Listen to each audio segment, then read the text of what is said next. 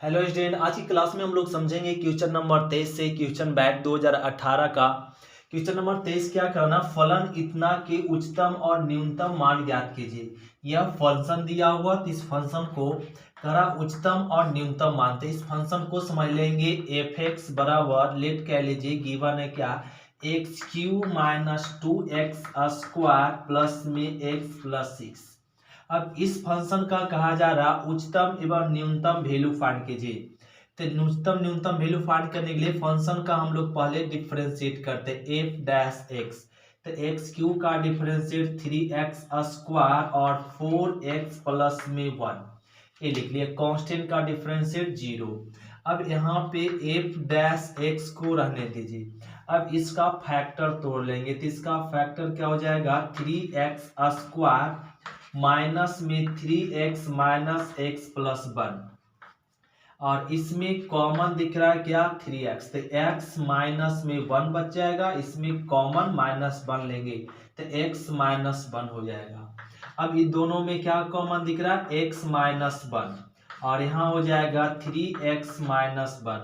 तो ये आपका फाइंड हो गया F dash x. F dash x इतना आ गया। अब हम लोग यहाँ पे क्रिटिकल पॉइंट फाइंड कर लें, क्या, क्रिटिकल पॉइंट, जिसको हम लोग बोलते हैं हिंदी में क्रांतिक बिंदु। क्रांतिक बिंदु एक क्रिटिकल पॉइंट फाइंड कर लें। क्रिटिकल पॉइंट क्या फाइंड होता है, यहाँ पर x माइनस इतना बराबर 0 और इतना बराबर क्या, 3x माइनस 1 बराबर 0 कह लेते। वो कैसे, क्रिटिकल पॉइंट फाइंड करने के लिए किया जाता है f डैश एक्स बराबर 0 करेंगे तो ये क्या आ जाएगा, इतना बराबर 0 इतना बराबर 0। तो इतना करने के बाद हम लोग का x का वैल्यू यहाँ पे क्या मिल जाएगा, 1। तो डायरेक्ट हम लोग फाइंड करेंगे,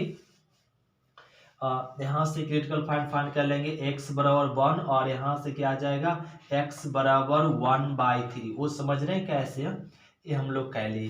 तो x का वैल्यू फाइंड हो गया। x का वैल्यू फाइंड करने के बाद यहाँ से हम लोग साइन स्कीम बनाएंगे, माइनस इनफाइनाइट से प्लस इनफाइनाइट, और इसमें छोटा कौन पॉइंट है, 1/3। तो पहले 1/3 लिख देंगे, फिर 1 ये लिख दिए।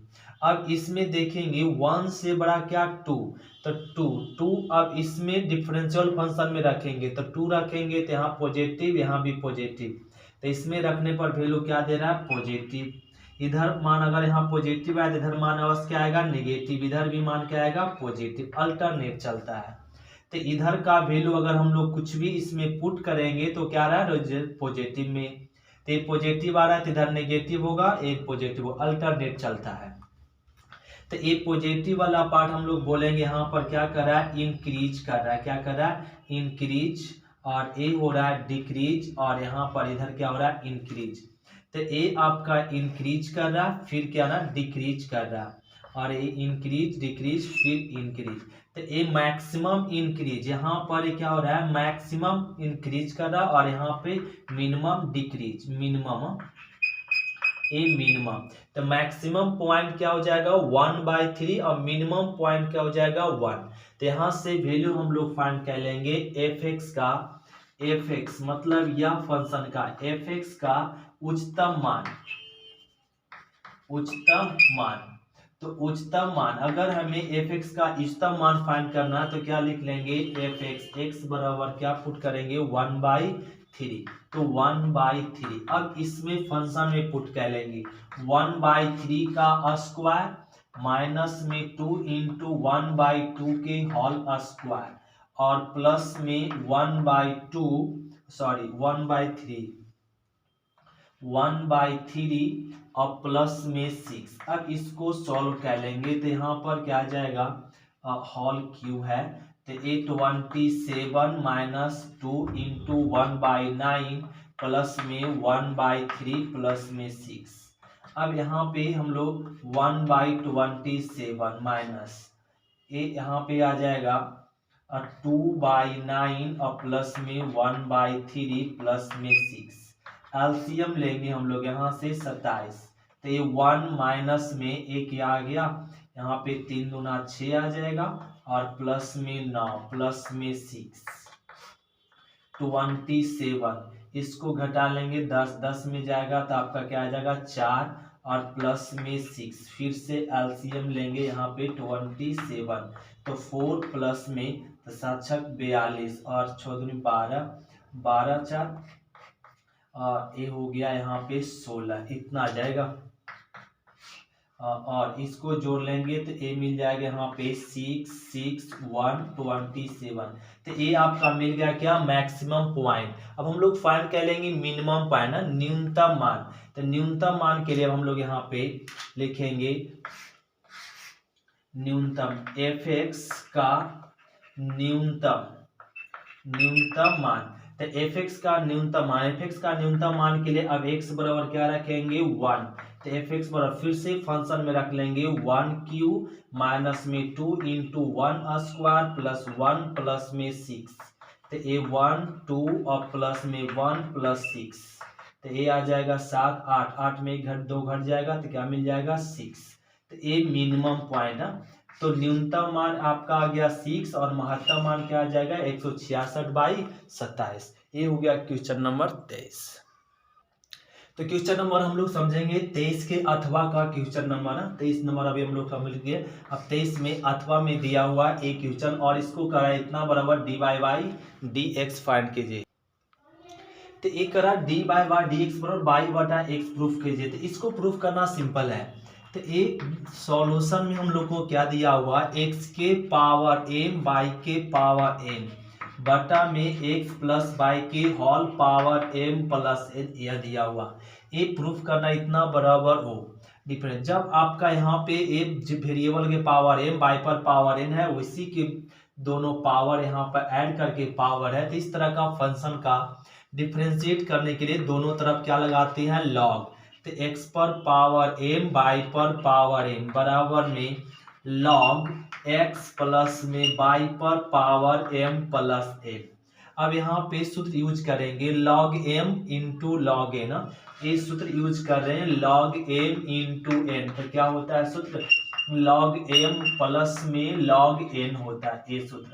और एक सूत्र और यूज करेंगे log m पर पावर n, क्या हो जाएगा n log m, यह होता है। तो यहाँ पे समझ रहे log m इंटू में n, तो क्या आ जाएगा log m और प्लस में log n बाई पर पावर n इक्वल टू, यहाँ पर ध्यान दे log m पर पावर n, ये सूत्र यूज कर देंगे m प्लस n इंटू में log x प्लस में y, ये आ गया। फिर से यूज करेंगे ये यूज, क्या हो जाएगा m log n x अब प्लस में n log y बराबर में ये आ गया m प्लस में n log x प्लस में y, ये आ गया। अब यहाँ पे डिफरेंशिएट कह लेंगे, differentiation with respect to x। तो m कांस्टेंट है रह जाएगा, x का डिफरेंशिएट सभी जानते हैं 1/x प्लस n कांस्टेंट है रह जाएगा, log y का डिफरेंशिएट 1/y और y का dy/dx equal to m plus n constant है रह जाएगा into log x plus y, इसका डिफरेंशिएट किया x प्लस में y इंटू x का डिफरेंशिएट 1 और y का डिफरेंशिएट dy/dx, यह हो गया। तो यहाँ पर m/x प्लस n/x y और dy/dx बराबर में m plus n/x plus y multiplication करेंगे तो m प्लस n बटा x प्लस y और प्लस में ये वाला टर्म इसके साथ भी मल्टीप्लीकेशन होगा, m plus n by x plus y dy/dx, ये आ गया। अब यहाँ पे x dy/dx वाला टर्म को एक तरफ करेंगे तो यहाँ पे आ जाएगा, इसको रफ कह लेते हैं। तो ये आ जाएगा n बाई dy/dx माइनस में प्लस वाला टर्म इधर आएगा तो माइनस में m प्लस n बटा x माइनस x प्लस में y dy/dx equal to m plus n बटा x प्लस में y और एक प्लस वाला टर्म आगे की तरफ आएगा तो माइनस में m/x। अब दोनों में कॉमन कॉमन क्या दिख रहा है, डी बाई डी एक्स, एक कॉमन ले लिए तो क्या बच जाएगा यहाँ पे एन बाई प्लस में सॉरी माइनस में आ जाएगा एम प्लस में एन बटा में एक्स प्लस में बाई बराबर में यहाँ पर एलसीएम दिख रहा है क्या, x प्लस में बाई इंटू में x, तो a मल्टीप्लीकेशन हो जाएगा तो एम एक्स प्लस में एन एक्स माइनस में a मल्टीप्लीकेशन हो जाएगा एम एक्स माइनस में एम बाई ए कर दिए मल्टीप्लीकेशन। अब ध्यान देंगे यहाँ पर d बाई डी एक्स, यहाँ पे एलसीएम क्या बाई इंटू एक्स प्लस में बाई, ए वाला टर्म इधर गुना हो जाएगा एन एक्स प्लस में एन बाई और ए वाला टर्म इधर माइनस में बाई एन बाई और माइनस में एन बाई, यह हो गया बराबर में ये क्या आ गया ना, यहाँ पर एम एक्स और एम एक्स कट जाएगा, मिल जाएगा एन एक्स माइनस में एम बाई और नीचे क्या बच गया x प्लस बाई इंटू में x। अब x प्लस बाई और x प्लस बाई को कैंसिल कर देंगे तो बच जाएगा d by d x into यहाँ पे क्या ना कट जाएगा n बाई और n बाई, तो क्या बच जाएगा यहाँ पे बच गया एन एक्स माइनस में एम बाई अपॉन में क्या बाई इक्वल टू यहाँ पे टर्म बच गया एन एक्स माइनस में एम बाई और बाई एक्स, तो ए वाला टर्म और ए वाला टर्म सेम है कट जाएगा तो बच जाएगा d by d x equal to, अब क्रॉस मल्टीप्लीकेशन कर देंगे तो यहाँ पे 1 बचा तो बाई इंटू 1 बाई अपॉन में एक्स, यह हो गया प्रूफ। यही तो हम लोग को प्रूफ करना था, d by d x equal to क्या बाई एक्स। ये हो गया क्वेश्चन नंबर 23। अब हम लोग समझते हैं क्वेश्चन नंबर 24। तो क्वेश्चन नंबर हम लोग समझेंगे 24 क्या करना, सिद्ध कीजिए कि 0 से π/2 log tan theta plus cot theta equal to pi log 2, यह प्रूफ करना। तो ये प्रूफ करना सिंपल है क्या ना, इसको प्रूफ करेंगे सॉल्यूशन में हम लोग यहाँ पे चल देंगे क्या ना 0 से π/2 log क्या है गिवन है tan थीटा और प्लस में cot थीटा और एक डी थीटा गिवन है। अब इसको हम लोग यहाँ पे क्या करेंगे 0 से π/2 रहने दीजिए, log tan को चेंज कर देंगे साइन बाई कॉस में और cot को भी चेंज कर देंगे cos बाई साइन में, ए हो गया चेंज और डी थीटा। अब यहाँ पे 0 से π/2 log, अब दोनों में एलसीएम, क्या एलसीएम है cos थीटा इंटू में साइन थीटा, यह एलसीएम है तो ये क्या मिल जाएगा साइन स्क्वायर थीटा और प्लस में cos स्क्वायर थीटा, इधर मल्टीप्लिकेशन हो जाएगा और डी थीटा। हम लोग सभी जानते हैं 10 क्लास से ही log और sine square theta cos square theta 1 और रह गया यहाँ पे cos थीटा इंटू में साइन थीटा डी थीटा हो गया। अब यहाँ पे सूत्र बन गया log m बाई n, यहाँ पे यूज कर रहे हैं क्या ना log m बाई n, क्या सूत्र होता है log m माइनस में log n, यह सूत्र होता है तो यूज कर लेंगे यहाँ पे 0 से π/2 log 1 माइनस में log cos थीटा इंटू में साइन थीटा और ए आ जाएगा डी थीटा, यहाँ से चल देंगे तो ध्यान देंगे फिर से 0 से π/2 log x, यहाँ पे log 1 ए कर देंगे log 1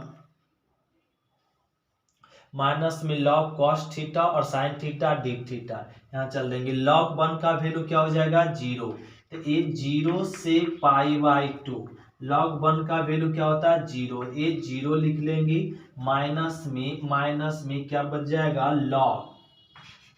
log cos theta into में साइन थीटा डी थीटा, ये हो जाएगा 0 से π/2 log में इतना 0 में इसको घटाएंगे तो क्या मिलेगा माइनस में log कॉस थीटा इंटू में साइन थीटा मिल जाएगा और ये हो जाएगा डी थीटा। अब यहाँ पे फिर से यूज करेंगे, ध्यान देंगे, log m इंटू एन समझे, इसको m समझे और इसको n, तो क्या हो जाएगा log m अब प्लस में log n sine theta D theta. हम लोग सभी जानते हैं यहाँ पे 0 से π/2 क्या log sine theta, log sine theta का इंटीग्रेट क्या होता है माइनस में π/2 log 2 होता है क्या ना। फिर से रिपीट, 0 से π/2 log साइन थीटा का इंटीग्रेशन क्या होता है माइनस π/2 log 2। उसी प्रकार से 0 से π/2 log cos x, log cos theta का इंटीग्रेशन हो जाएगा माइनस π/2 log 2। मतलब log साइन थीटा का भी इंटीग्रेट यही होता है, log cos थीटा का भी इंटीग्रेशन सेम होता है। तो यहाँ पर क्या आ गया माइनस में 0 से π/2 log cos x का इंटीग्रेशन क्या हो जाएगा माइनस में π/2 log 2 हो जाएगा। अब प्लस यहाँ पर भी क्या ना 0 से π/2 log sin x का इंटीग्रेशन क्या माइनस में π/2 और log 2 हो जाएगा। अब इसको रफ कर लेते हैं और a मिल जाएगा प्लस में c, रहने दीजिए माइनस π/2 क्या मिल जाएगा पाई और a हो जाएगा log 2 प्लस में c। यही तो हम लोग को प्रूफ करना था, a माइनस माइनस क्या कर देगा प्लस में, तो a हो जाएगा प्लस में पाई log माइनस π/2 प्लस माइनस π/2 तो माइनस माइनस क्या कर दिया प्लस और a पाई log 2, ये हो गया प्रूफ। यही तो हम लोग को प्रूफ करना था। तो इसमें हम लोग डेफिनेट इंटीग्रेशन में कांस्टेंट नहीं ऐड होता है, तो यही हो गया क्या आंसर ना। तो ये क्वेश्चन नंबर 24 हो गया। अब हम लोग समझते हैं क्वेश्चन नंबर 24 का अथवा में।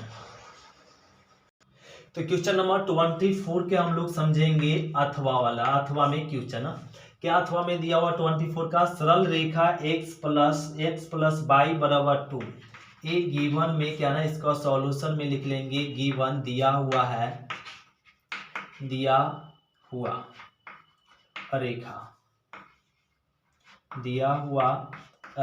क्या है ना x प्लस वाई बराबर 2 और क्या द्वारा विभाजित वृत्त ए दिया हुआ वृत्त क्या x square plus y square बराबर 4 के भागों में से तो वाई स्क्वायर बराबर x square plus y square बराबर क्या गिवन है 4 कह रहा भागों के छोटे भाग का घेरे क्षेत्रफल ज्ञात कीजिए, भाग का क्या ज्ञात कीजिए क्षेत्रफल। तो इसको सॉल्यूशन में क्या करें ना, यहाँ पे हम लोग सबसे पहले ग्राफ ड्रा कर लेते हैं। तो x square plus y square graph किस तरीके से, इस तरीके से हो जाएगा एक सर्कल। तो इसका ग्राफ हो गया क्या ना वाई स्क्वायर बराबर में 4 माइनस में एक्स स्क्वायर, तो वाई बराबर क्या आ जाएगा √4 माइनस में एक्स स्क्वायर। एक ग्राफ ड्रा कर लिए किसका और इस सर्कल का, इस समीकरण का एक ग्राफ ड्रा कर लिए। फिर इस रेखा का लिख लेंगे x प्लस वाई बराबर 2, तो x बराबर वाई, इसका ग्राफ हो जाएगा यहाँ पे, तो इस तरह के जाएगा ग्राफ। तो ए समीकरण हो गया किसका, ए समीकरण हो गया x प्लस वाई बराबर 2 का यह समीकरण। तो ए इससे इस कर्व से और इस लाइन से घिरा क्षेत्रफल कौन ए वाला, तो ए करा घिरा हुआ एरिया ज्ञात करना, तो इसको नाम दे दीजिए ABC। तो ये लिख देंगे रिक्वायर्ड एरिया, अभिष्ट क्षेत्रफल हम लोग निकालेंगे ABC। तो ABC एरिया निकालेंगे, तो यह एरिया निकालेंगे कहाँ से कहाँ तक 0 से 2 और यहाँ भी 2 पे कट करेगा, तो 0 से 2 तक, 0 से 2, तो ये 0 से 2 लिख लेंगे हम लोग। यहाँ पर एक केंद्र, यहाँ का क्या ना एक केंद्र आपका 4 है, इसका ग्राफ यहाँ से यहाँ तक का ये आपका किस पे कट करेगा 2 पे, -2 पे और +2 पे और यहाँ पे 2 पे। तो एक कर्व किस दो कर्व से घिरा हुआ, इस कर्व माइनस इस कर्व। तो दो कर्व से घिरा हुआ एरिया क्या होता है, और इस कर्व माइनस इस कर्व। तो इस कर्व का समीकरण क्या हो जाएगा, under root 4 minus x square, अब माइनस में, और इस कर्व का समीकरण क्या लिख देंगे, टू माइनस एक्स, और ये आ जाएगा dx। तो यहाँ से लिख लेंगे 0 से 2, अंडर रूट 4 को लिख सकते 2 स्क्वायर माइनस एक्स स्क्वायर, और माइनस में 2 माइनस एक्स dx, ये लिख दें। अब इसका इंटीग्रेट कर लेंगे, तो इसका इंटीग्रेशन क्या हो जाएगा, x/2 अंडर रूट, और यहाँ पर हो जाएगा 2 माइनस में एक्स स्क्वायर प्लस में A square by 2 sine inverse x/a,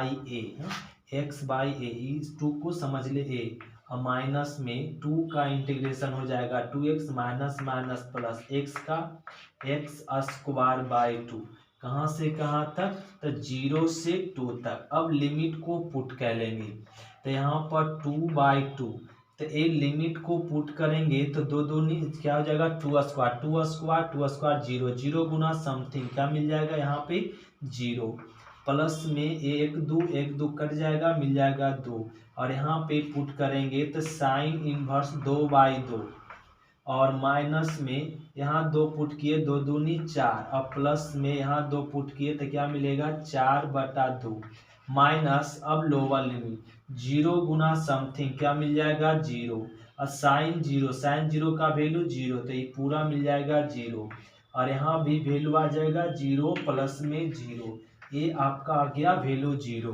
तो यहाँ पे सॉल्व कर लेंगे 2 साइन, एक कट जाएगा 1, साइन 1 बन जाएगा, तो साइन इनवर्स 1 बचेगा, और माइनस में 4, एक कट गया तो 2 प्लस में 2, ये आपका क्या मिल गया 0। तो यहाँ से 2 साइन 1 मतलब क्या 90 डिग्री, माइनस में घटाएंगे तो -2, 2 कट गया तो क्या गया π-2, तब वर्ग इकाई।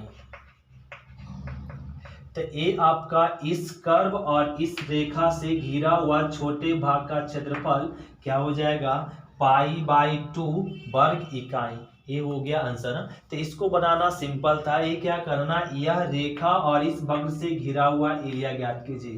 तो घिरा हुआ एरिया ज्ञात करने के लिए हम लोग यहाँ पे क्या कह ले, फिर से ध्यान से समझेंगे इसको। यहाँ पे क्या कह लिया गया, इस तरह का सबसे पहले दोनों घिरा हुआ एरिया ज्ञात करने के लिए हम लोग सर्कल बना लेंगे इस तरीके से। इसका केंद्र ए हो जाएगा और किस पे कट करेगा 2 पे, और यहाँ -2 पे और 2 पे और ये 2 पे, और इसका ग्राफ हो जाएगा x 0 रखेंगे तो y 2 पे कट करेगा, y 0 रखेंगे तो x किस पे कट करेगा 2 पे, तो इसका ग्राफ ऐसे जाएगा। तो दोनों का छोटा भाग कौन, ए वाला एरिया, तो इसका एरिया हम लोग निकाल लेंगे ए बी और सी, वही तो लिखे एरिया ए बी सी। तो यह एरिया घिरा हुआ कहाँ से कहाँ तक, 0 से ले लिए क्या तक 2 तक, 0 से 2 तक, किससे, तो इस कर्व माइनस में इस कर्व, ये लिख दिए, और यहाँ से क्या कह ले इंटीग्रेट कर लिया गया। तो ये हो गया क्वेश्चन नंबर 24 का। तो अब हम लोग समझते हैं क्वेश्चन नंबर 25। तो हम लोग समझेंगे क्वेश्चन नंबर 25 से। क्वेश्चन नंबर 25 में क्या कहा जा रहा है, ध्यान देंगे, करा सदिश विधि से सिद्ध करें कि त्रिभुज ए बी सी में इतना है, या करा त्रिभुज ए बी सी में a by sine A B by sine B equal to C by sine C, यह प्रूफ करने के लिए कहा जा रहा है। तो इसको प्रूफ करने के लिए हम लोग क्या करेंगे, यहाँ पे मान लेंगे, माना त्रिभुज ए बी सी में, तो ए बी सी में, तो यहाँ पर त्रिभुज बना लेते हैं ए बी और सी। तो ए ले लिए ए, और यहाँ पे आ गया ए बी और ए सी। तो ए तो इसको आगे जाने दीजिए, और ए बी को भी आगे जाने दीजिए, ए आ जाएगा ए, और ए हो जाएगा बी, और ए आपका सी। तो इसको आगे तक जाने दीजिए, ये हो गया ए बी सी। तो एक कोण ए बना रहा है, एक कोण क्या बी ए, और एक कोण सी बना रहा है, ए कोण बी। तो कोण ए के सामने वाला भुजा को ए समझते हैं, कोण बी के सामने वाला भुजा को ए मान लेते हैं, और कोण सी के सामने वाला भुजा को सी मान लेते हैं। ए हो गया हम लोग मान लिए त्रिभुज में। तो ये त्रिभुज ए बी सी, तो इसको लिख दीजिए यहाँ पे A B.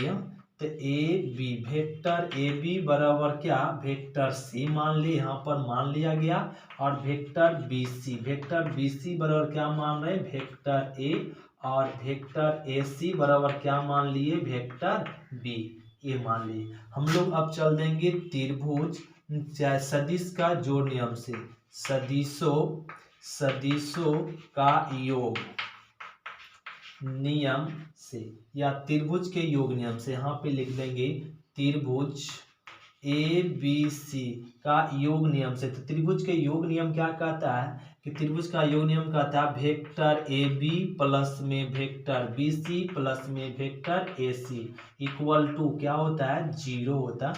Vector A B plus vector B C plus में सी ए, वेक्टर सी ए बराबर क्या होता है, 0 होता है। तब वेक्टर ए बी क्या दिया हुआ, vector C, vector B C क्या दिया हुआ, वेक्टर ए, और वेक्टर सी ए गिवन है वेक्टर बी बराबर में 0। इसको हम लोग समझ यहाँ पे ए कह लिए। अब इसको समीकरण फर्स्ट एक त्रिभुज के नियम से चल दिए।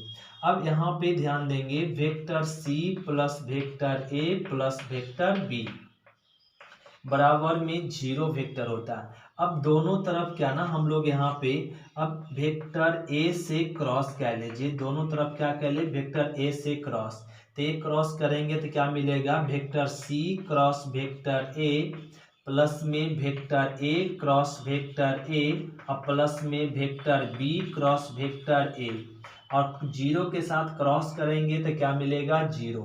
तो ए मिल गया यहाँ पे C cross vector C cross vector A रहने दीजिए। अगर सेम के साथ क्रॉस करते तो उसका रिजल्ट क्या होता है, 0। बी क्रॉस ए को अगर हम लोग उलट के लिख दे ए क्रॉस बी तो ये क्या हो जाएगा, नेगेटिव में। तो एक पॉजिटिव से नेगेटिव बना लिए, बी क्रॉस ए को लिख दिए क्या, ए क्रॉस बी बराबर में क्या गया, 0। अब यहाँ पे ध्यान देंगे ये लिख लेते हैं यहाँ पे क्या हो जाएगा, C vector C cross vector A, vector C cross vector A बराबर में प्लस और माइनस वाला टर्म इधर आएगा तो क्या हो जाएगा, प्लस में vector A cross vector B, ए हो गया फाइनल। यहाँ तक ठीक है सभी। अब यहाँ पे फिर से क्वेश्चन चल देते हैं क्या, वेक्टर सी प्लस में वेक्टर ए और प्लस में वेक्टर बी, ये फिर से ले लिए बराबर में क्या ना, 0 वेक्टर। अब दोनों तरफ vector C vector A plus में वेक्टर बी, अब दोनों तरफ क्रॉस कर दीजिए वेक्टर बी से, दोनों तरफ वेक्टर बी से क्रॉस कर लेते हैं तो क्या आ जाएगा, vector C cross vector B plus में vector A cross vector B और प्लस में वेक्टर बी क्रॉस में वेक्टर बी बराबर 0। तो ए आपका सी क्रॉस बी को अगर यहाँ पे लिख दे इस तरीके से बी क्रॉस सी, तो ये आपका पॉजिटिव से क्या बन जाए, नेगेटिव, प्लस में vector A cross vector C, A same के साथ क्रॉस तो इसका रिजल्ट क्या होता है, 0। और ए अब यहाँ पे लिख लें ये क्या, माइनस वाला टर्म इधर जाएगा तो प्लस में, तो ये आ जाएगा यहाँ पर वेक्टर यहाँ पे क्या मिल जाएगा, A vector A cross vector B, तो मिल जाएगा vector A cross vector B बराबर क्या, vector B cross vector C, ये आ गया। इसको समीकरण थर्ड समझे और इसको समीकरण सेकेंड, तो लिख दीजिए समीकरण फर्स्ट एंड क्या से, सॉरी सेकेंड एंड थर्ड से। तो समीकरण फर्स्ट में देखें तो ए क्रॉस बी बराबर क्या है, यहाँ पे बी क्रॉस सी है, बी क्रॉस में सी है, फिर बी क्रॉस सी, अब ए क्रॉस बी बराबर क्या, सी क्रॉस ए भी, तो सी क्रॉस में ए, इतना आ गया। तो ए क्रॉस बी बराबर बी क्रॉस सी बराबर में सी क्रॉस ए बराबर में सी क्रॉस ए, इतना हम लोग फाइंड कर लिए। अब ध्यान देंगे यहाँ पे इसको रफ कह लेते हैं। यहाँ से।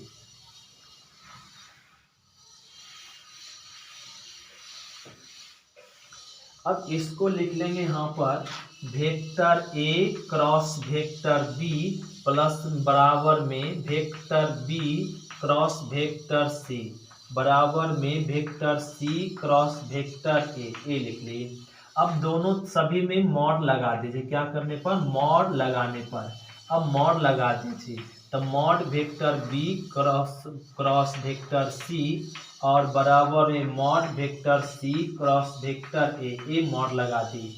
हम लोग सूत्र सभी जानते हैं vector A cross vector B का। Vector A cross vector B का सूत्र क्या होता है, mod vector A mod vector B sine theta n cap होता है। क्या होता है, एन कैप। अगर मॉड लगा दें तो हो जाएगा mod vector A mod vector B sine theta केवल होगा। तो अगर यहाँ पे ए एंगल बी बना रहा है, तो ये एंगल बीटा बी बना रहा है, तो ये एंगल क्या बनाएगा, पाई माइनस में बी, ये एंगल बनाएगा। ये एंगल अगर सी बना रहा है तो ये एंगल क्या बनाएगा, पाई माइनस में सी। यह एंगल ए बना रहा है तो यह एंगल क्या बनेगा, पाई माइनस में ए। हम लोग सभी जानते हैं कि दो वेक्टर के बीच का कोण किसे कहते हैं, जब दोनों सदिश सआदिम सदिश बनाता कोई इनिशियल वेक्टर हो। यह वेक्टर इधर जा रहा है और ये वेक्टर इधर। कोइनिशियल वेक्टर कौन, कोइनिशियल पॉइंट कौन होगा, ए वाला होगा कोइनिशियल ना। तो कोइनिशियल पॉइंट, तो दो वेक्टर के बीच का कोण सी नहीं होकर क्या होगा, पाई माइनस सी होगा। तो ये दोनों सदिश के बीच का कोण क्या, बी नहीं, क्या हो जाएगा, पाई माइनस बी। ये दोनों सदिश के बीच का कोण ए नहीं, क्या हो जाएगा, पाई माइनस ए। क्यों, क्योंकि कोइनिशियल वेक्टर ए और ए है, इसलिए एंगल ए होगा। तो mod vector A mod vector B, ये सूत्र से क्या लिख सकते हैं, mod vector A mod vector B. और भी सूत्र बोले थे, mod vector A mod vector A कैसे भी बोल सकते, ए बी साइन थीटा भी बोल सकते हैं। तो यहाँ पे मॉड ए इसको लिख दीजिए A B sine theta. Vector A vector B, vector A और वेक्टर बी के बीच का कोण क्या, सी नहीं होगा, क्या होगा, पाई माइनस सी। तो ए पाई माइनस में सी बराबर बी सी, वेक्टर बी और सी, वेक्टर बी सी।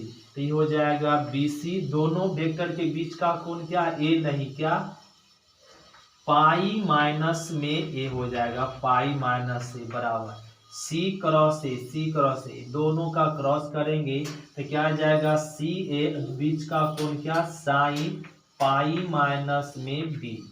तो ए लिख लेंगे A B sine 180 minus theta, क्या हो जाएगा, साइन थीटा। और A B C sine 180 minus theta sine theta, A लिख लेंगे सी ए, और यहाँ पर हो जाएगा साइन थीटा, और थीटा के जगह पे आपका बी है, ठीक है। अब हम लोग ए बी सी से क्या करने पर, भाग देने पर। अब ए बी सी से भाग दे दीजिए, ए बी सी से भाग देंगे तो ए बी साइन सी और ए बी सी और B C sine A B C और यहाँ पर सी ए साइन बी। अब भाग दे देंगे ए बी सी से, तो यहाँ पर A B B C cut गया, सी ए और सी ए कट गया, तो क्या बच गया, साइन सी बाई सी और साइन ए बाई ए और बराबर में साइन बी बाई क्या बच गया, बी, ए आ गया। अब इसी को यहाँ पे लिख लेते हैं, इसी को अब क्या ना उलट कर लिख दीजिए, क्या करना, उलट सकते हैं, उलट कर लिख देंगे तो सी बाई साइन ए सी और बराबर में यहाँ भी चेंज कर देंगे ए बाई साइन ए और बराबर में बी बाई साइन बी। अब इसको जरा सजा दे, इक्वल में है तो ए बाई साइन ए और बी बाई साइन बी और equal to C by sine C. A हो गया क्या, प्रूफ। तो इस तरीके से हम लोग प्रूफ करते ए बटा sine A equal to B बटा sine B equal to C बटा साइन सी। तो क्वेश्चन नंबर हो गया 25। अब हम लोग समझते हैं क्वेश्चन नंबर 25 का अथवा। तो क्वेश्चन नंबर हम लोग समझेंगे 25। क्या कराना, ये सिंपल है। 25 में करा ये दोनों रेखा बिंदु इतना और इतना, ये लिख लीजिए बिंदु दिया हुआ है ए और बी, बिंदु 4, 7 और 8, फिर गिवन है 2, 3, 4, ये दोनों बिंदु को मिलाने वाली रेखा, और बिंदु बिंदु क्या ना, ये मान लो सी और डी, 2, 4, 10, और ये हो जाएगा -2, -4 और 2, ये दोनों बिंदु को मिलाने वाली रेखा, दोनों बिंदु को मिलाने वाली रेखा क्या है, रेखा के समांतर है। सो पूछ रहा है ये दोनों रेखा क्या है, समांतर है। तो समांतर के लिए हम लोग लिख लेंगे रेखा, मान लेंगे रेखा ए बी का दिक् अनुपात निकालें। क्या निकाल लेंगे, रेखा ए बी का दिक् अनुपात। तो रेखा ए बी का दिक् अनुपात हम लोग फाइंड कर लेंगे। कैसे फाइंड कर दिक् अनुपात, अब यहाँ पे फाइंड करते हैं a2 - a1 और a2 - a1, तो ए वाला इसमें घटा लेंगे तो क्या मिलेगा, 2 में 4, फिर 3 में 7 और 4 में 8, इस तरीके से। तो क्या आ जाएगा यहाँ पे माइनस में 2, माइनस में 4 और माइनस में 4, तो ए लिख लेंगे a1। तो रेखा ए बी का दिक् अनुपात a1 बराबर -2, b1 बराबर -4 और c1 बराबर क्या आ गया, -4। अब यहाँ पे लिख लेंगे रेखा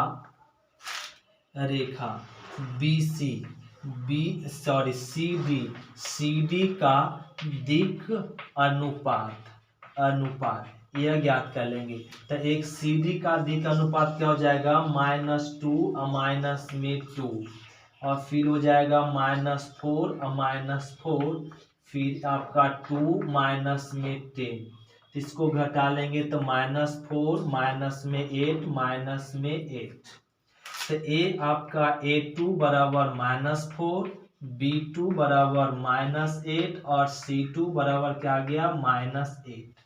तो अब अगर दो रेखा समानांतर होगा कब, जब a1/a2 = b1/b2 = c1/ क्या हो जाए, c2।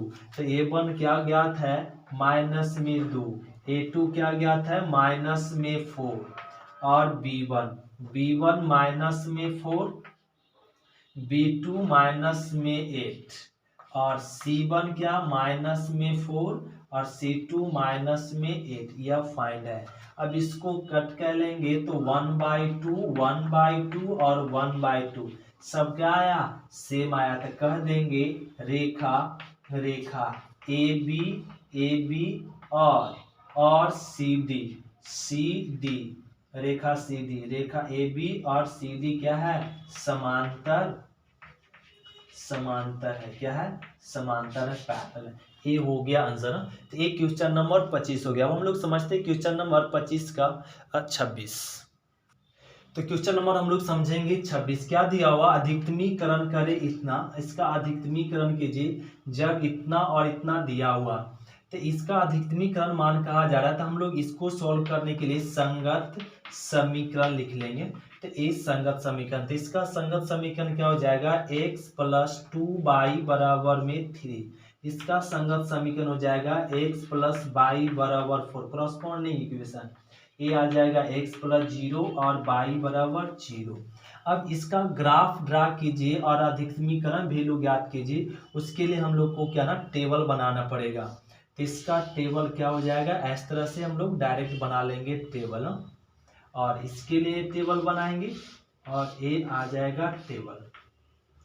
तो यहाँ लिख लेंगे x/y, और x बराबर 0 रखेंगे तो y बराबर क्या आएगा, x बराबर अगर 0 रख दे तो y बराबर मिल जाएगा 2/2, 3/2, मतलब क्या आ जाएगा 1.5।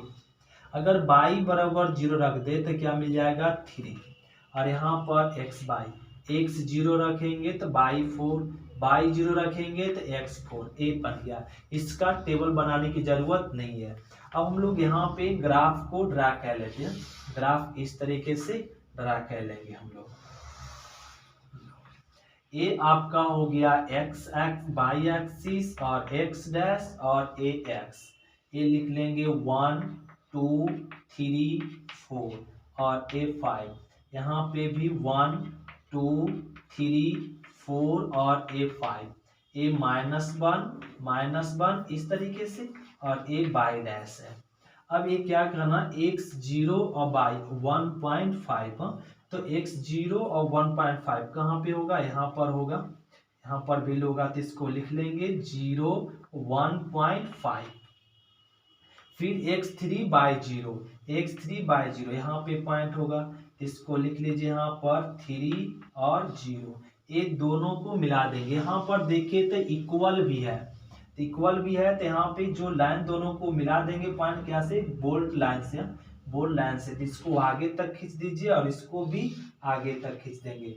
तो इसका समीकरण लिख दीजिए, किस ग्राफ का है, तो यह x + 2y = 3 इक्वेशन का क्या है, ग्राफ है। अब इस ग्राफ का, इस इक्वेशन का ग्राफ ड्रा करेंगे। तो x बराबर क्या 0, तो y बराबर 4। तो यहाँ पर आ जाएगा x बराबर 0 y बराबर 4। फिर x बराबर 4 y बराबर 0 यहाँ पर आ गया। तो ये 4 और 0।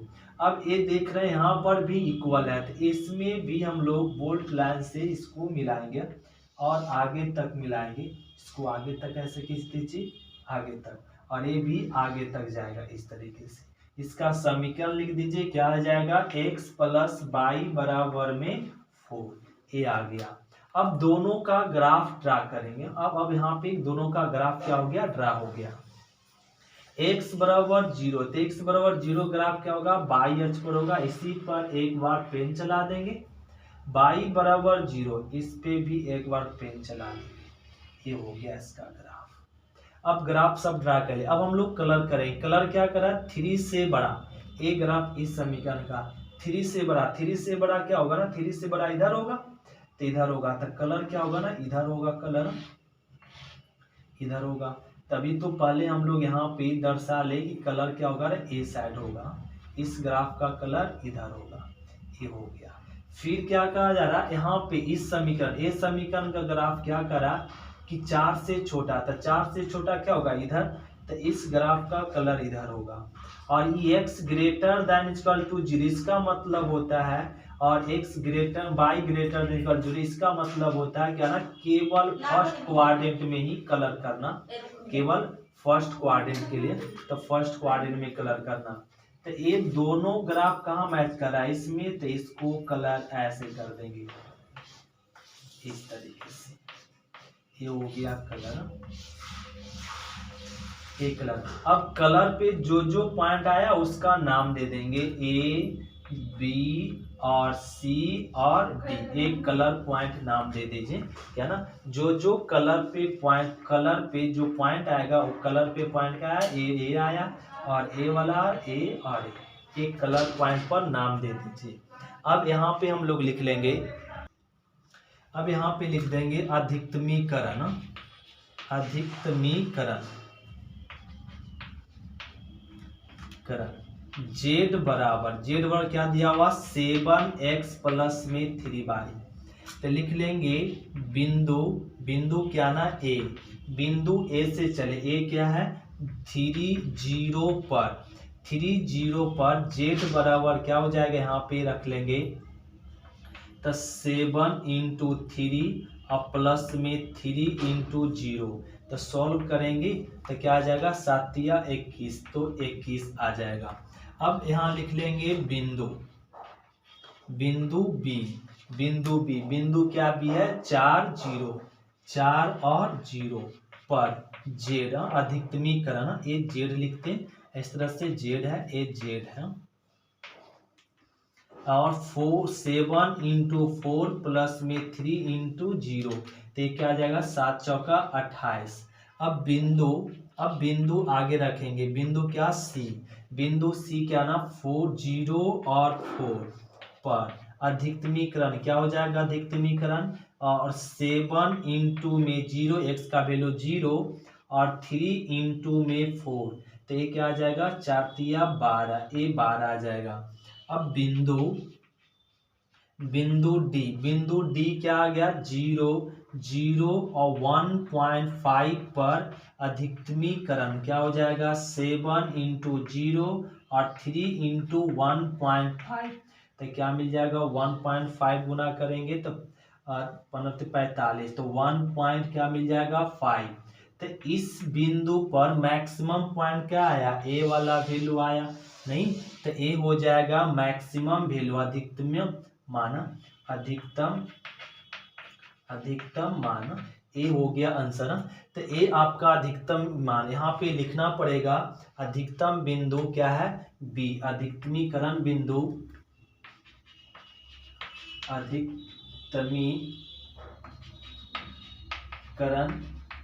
बिंदु क्या आया बी और क्या आया 4 0 और मान इसका मान कितना आया 28।